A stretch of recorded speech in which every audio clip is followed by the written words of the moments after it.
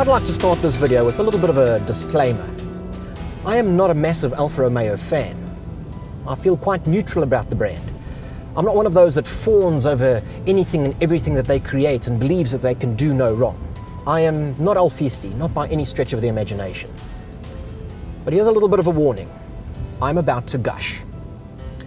So if you don't particularly enjoy driving, feel free to click away. I won't hold it against you. You're more than welcome to go over to the next video. However, if you do enjoy driving, if petrol flows through your veins, and you enjoy a spurt on a mountain pass, the art of driving, you may just enjoy this video. The reason for that being is that I love this car. Absolutely adore it.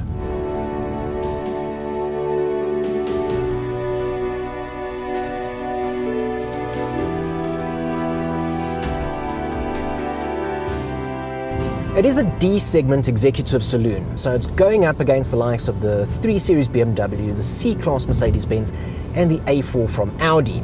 But I want to throw the cat in amongst the pigeons there by throwing in the Jaguar XE. You can, of course, go with the Japanese left-field approach and take the IS200. Pricing-wise, this is the base Giulia, and this comes in at 555,000 Rand. We've got it with about 45,000 Rands worth of extras here, and that bumps it up to round about 600,000 Rand. We've got the likes of, well, these aluminium shifters, the pedals behind the steering wheel. We've got 17-inch wheels instead of 16-inch wheels. There's a reverse camera and adaptive cruise control, so just a few little touches.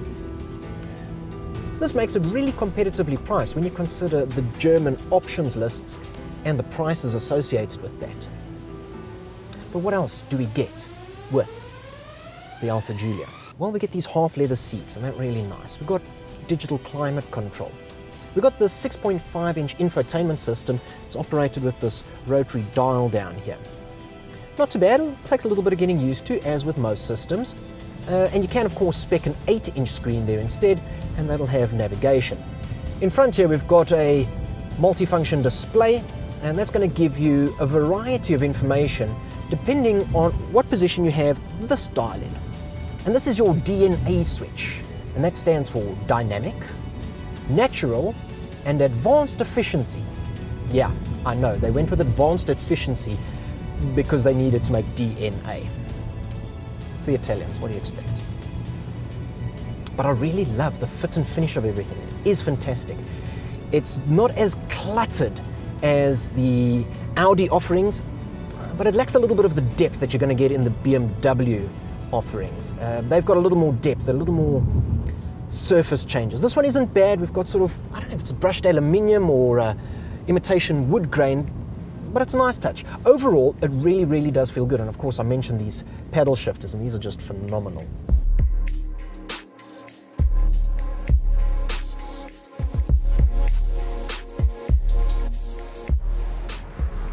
Then there's the same Italian flair applied to the exterior.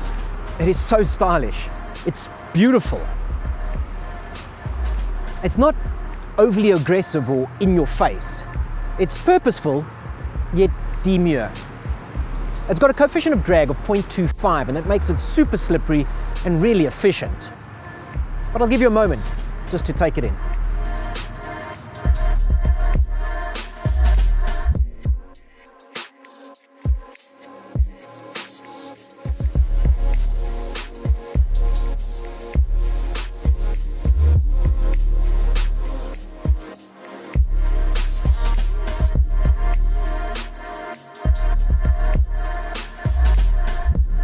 Okay, but what don't we like about the Alfa Giulia?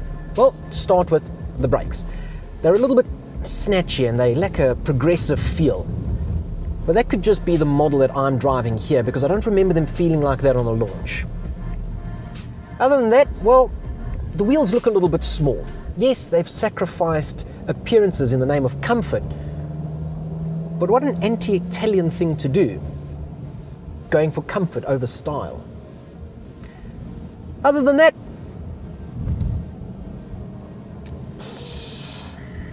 not much.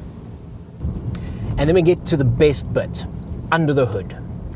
Under the hood of the Giulia is a 2-litre 4-cylinder, all aluminium, turbocharged petrol engine. Makes 147 kilowatts, 330 newton meters of torque. And that is the most powerful and quickest to 100 2-litre that you're going to get in this segment, especially for this price.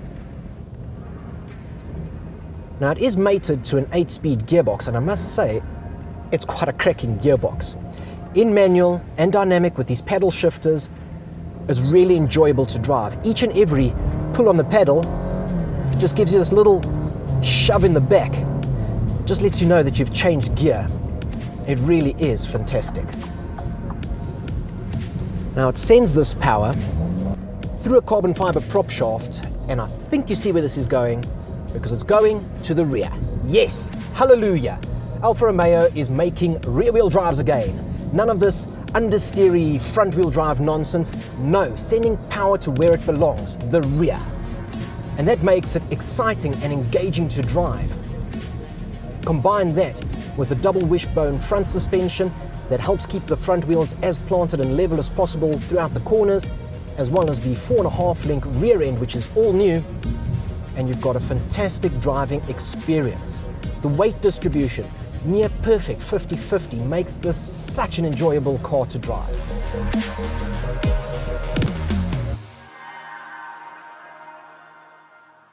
You don't have to drive it at 9/10 to be able to enjoy it and to feel how it feels alive and excitable and enveloping you.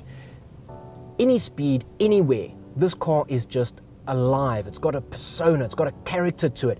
It just urges you on to carry on driving. I really do love the way that this feels. Each and every little part of it feels fantastic. Beautiful to drive. Beautiful to look at. And other people enjoy it too. They really do. I haven't been in a single C-Class, A4, 3 Series that has gotten this much approval from everybody else. The amount of thumbs up and nods that I've received is unbelievable in a base spec Alfa Romeo. I drove past a kid the other day and it looked like he was about to have a seizure. Okay, granted, he probably thought that this was the QV.